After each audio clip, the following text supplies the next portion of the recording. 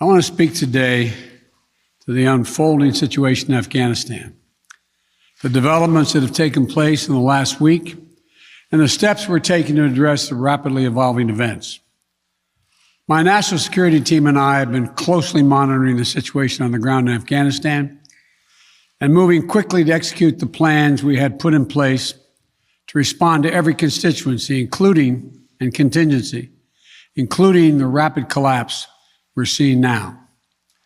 I'll speak more in a moment about the specific steps we're taking, but I want to remind everyone how we got here and what America's interests are in Afghanistan. We went to Afghanistan almost 20 years ago with clear goals. Get those who attacked us on September 11, 2001, and make sure al-Qaeda could not use Afghanistan as a base from which to attack us again. We did that. We severely degraded al-Qaeda in Afghanistan. We never gave up the hunt for Osama bin Laden, and we got him. That was a decade ago. Our mission in Afghanistan was never supposed to have been nation building. It was never supposed to be creating a unified, centralized democracy. Our only vital national interest in Afghanistan remains today what it has always been: preventing a terrorist attack on America's homeland.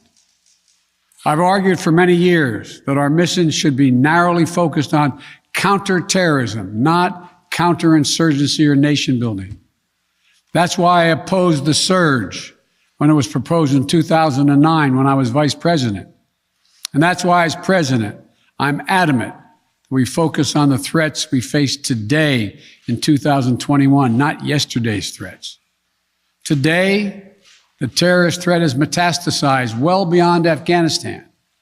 Al-Shabaab in Somalia, al-Qaeda in the Arabian Peninsula, al-Nusra in Syria, ISIS attempting to create a caliphate in Syria and Iraq, and establishing affiliates in multiple countries in Africa and Asia. These threats warrant our attention and our resources. We conduct effective counterterrorism missions against terrorist groups in multiple countries where we don't have permanent military presence. If necessary, we'll do the same in Afghanistan. We've developed counterterrorism over-the-horizon capability that will allow us to keep our eyes firmly fixed on the direct threats to the United States and the region, and act quickly and decisively if needed. When I came into office, I inherited a deal that President Trump negotiated with the Taliban. Under his agreement, U.S. forces would be out of Afghanistan by May 1, 2021. Just a little over 3 months after I took office. U.S. forces had already drawn down during the Trump administration from roughly 15,500 American forces to 2,500 troops in country. And the Taliban was at its strongest militarily since 2001. The choice I had to make as your president was either to follow through on that agreement or be prepared to go back to fighting the Taliban in the middle of the spring fighting season. There would have been no ceasefire after May 1. There was no agreement protecting our forces after May 1. There was no status quo of stability without American casualties after May 1. There was only a cold reality of either following through on the agreement to withdraw our forces or escalating the conflict and sending thousands more American troops back into combat in Afghanistan, lurching into the third decade of conflict. I stand squarely behind my decision. After 20 years, I've learned the hard way that there was never a good time to withdraw U.S. forces. That's why we're still there. We were clear-eyed about the risks. We planned for every contingency, but I always promised the American people that I would be straight with you. The truth is, this did unfold more quickly than we had anticipated. So what's happened? Afghanistan political leaders gave up. and fled the country. The Afghan military collapsed, sometime without trying to fight. If anything, the developments of the past week reinforced that ending U.S. military involvement in Afghanistan now was the right decision. American troops cannot and should not be fighting in a war and dying in a war that Afghan forces are not willing to fight for themselves. We spent over $1 trillion. We trained and equipped an Afghan military force with some 300,000 strong, incredibly well equipped, a force larger in size than the militaries of many of our NATO allies. We gave them every tool they could need.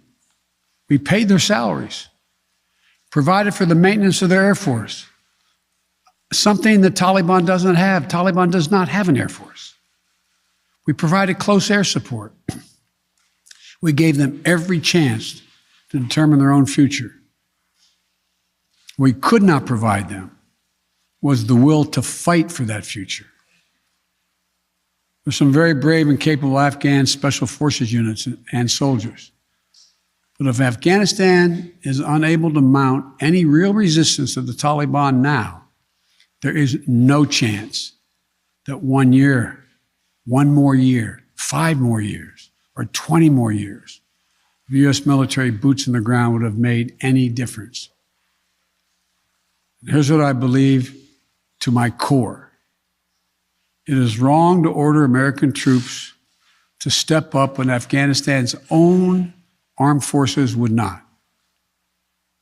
The political leaders of Afghanistan were unable to come together for the good of their people, unable to negotiate for the future of their country when the chips were down. They would never have done so while U.S. troops remained in Afghanistan, bearing the brunt of the fighting for them.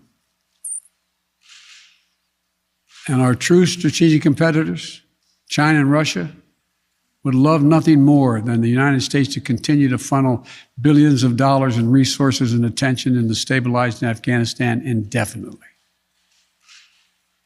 When I hosted President Ghani and Chairman Abdullah at the White House in June, and again when I spoke by phone to Ghani in July, we had very frank conversations. We talked about how Afghanistan should prepare to fight their civil wars after the U.S. military departed, to clean up the corruption in government so the government could function for the Afghan people.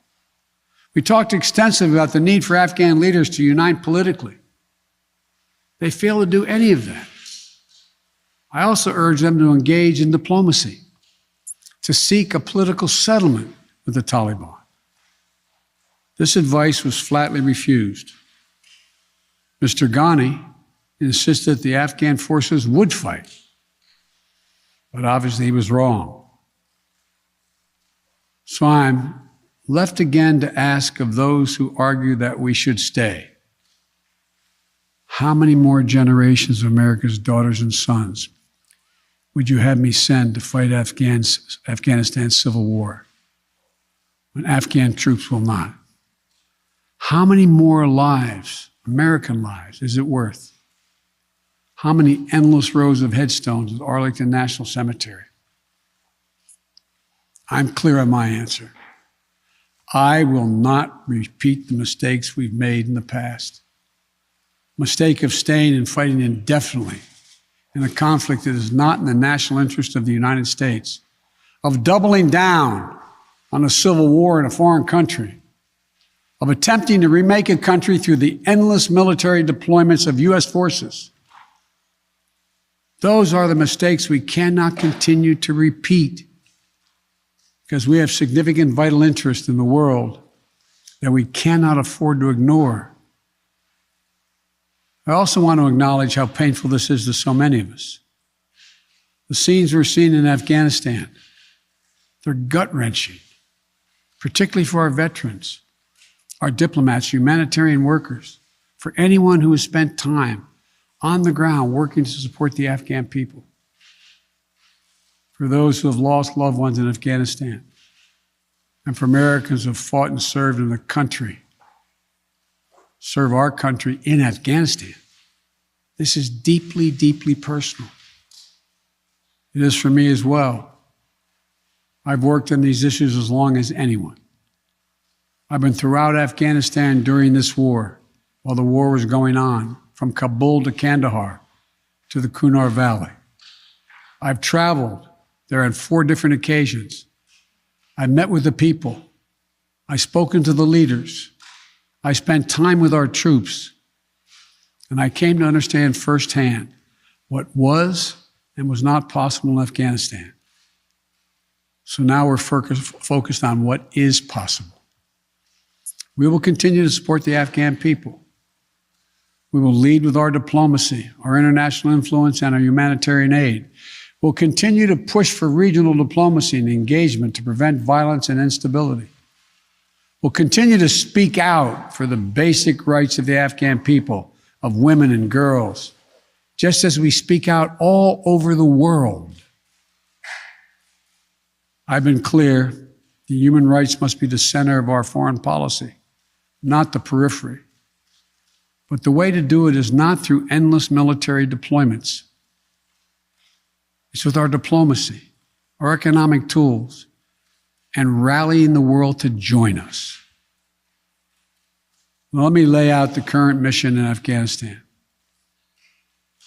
I was asked to authorize, and I did, 6,000 U.S. troops to deploy to Afghanistan for the purpose of assisting in the departure of U.S. and allied civilian personnel from Afghanistan, and to evacuate our Afghan allies and vulnerable Afghans to safety outside of Afghanistan. Our troops are working to secure the airfield and to ensure continued operation of both the civilian and military flights. We're taking over air traffic control. We have safely shut down our embassy and transferred our diplomats. Our diplomatic presence is now consolidated at the airport as well. Over the coming days, we intend to transport out thousands of American citizens who have been living and working in Afghanistan. We'll also continue to support the safe departure of civilian personnel, the civilian personnel of our allies who are still serving in Afghanistan.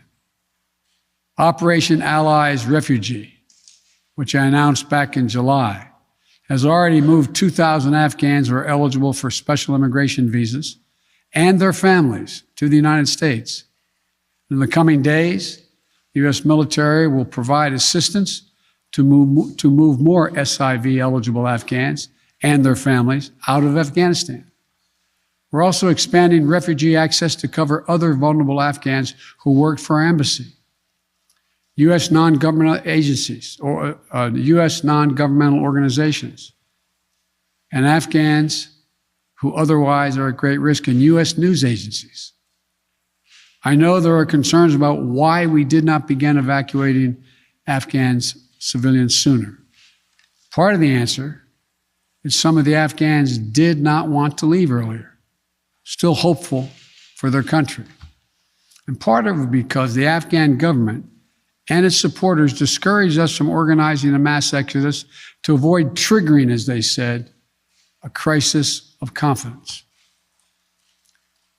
American troops are performing this mission as professionally and as effectively as they always do, but it is not without risks.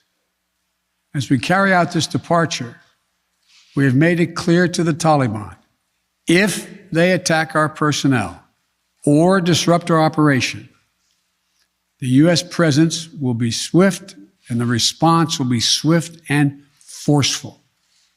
We will defend our people with devastating force if necessary. Our current military mission will be short in time, limited in scope, and focused in its objectives. Get our people and our allies to safely as quickly as possible. And once we have completed this mission, we will conclude our military withdrawal. We will end America's longest war after 20 long years of bloodshed. The events we're seeing now are sadly proof that no amount of military force would ever deliver a stable, united, secure Afghanistan, as known in history as the graveyard of empires. What's happening now could just as easily happen 5 years ago or 15 years in the future. We have to be honest. Our mission in Afghanistan is taking many missteps, made many missteps over the past 2 decades. I'm now the 4th American president to preside over war in Afghanistan. 2 Democrats and 2 Republicans. I will not pass this responsibility on to a 5th president. I will not mislead the American people by claiming that just a little more time in Afghanistan will make all the difference. Nor will I shrink from my share of responsibility for where we are today and how we must move forward from here. I am President of the United States of America, and the buck stops with me. I'm deeply saddened by the facts we now face. But I do not regret my decision to end America's warfighting in Afghanistan and maintain a laser focus on our counterterrorism missions there and other parts of the world. Our mission to degrade the terrorist threat of al-Qaeda in Afghanistan and kill Osama bin Laden was a success. Our decades-long effort to overcome centuries of history and permanently change and remake Afghanistan was not, and I wrote and believed it never could be. I cannot and will not ask our troops to fight on endlessly in another country's civil war, taking casualties, suffering life-shattering injuries, leaving families broken by grief and loss. This is not in our national security interest. It is not what the American people want. It is not what our troops, who have sacrificed so much over the past 2 decades, deserve. I made a commitment to the American people when I ran for president that I would bring America's military involvement in Afghanistan to an end. While it's been hard and messy, and yes, far from perfect, I've honored that commitment. More importantly, I made a commitment to the brave men and women who serve this nation that I wasn't going to ask them to continue to risk their lives in a military action that should have ended long ago. Our leaders did that in Vietnam when I got here as a young man. I will not do it in Afghanistan. I know my decision will be criticized, but I would rather take all that criticism than pass this decision on to another president of the United States, yet another one, a 5th one. Because it's the right one, it's the right decision for our people, the right one for our brave service members who risk their lives serving our nation. And it's the right one for America. Thank you. May God protect our troops, our diplomats, and all brave Americans serving in harm's way.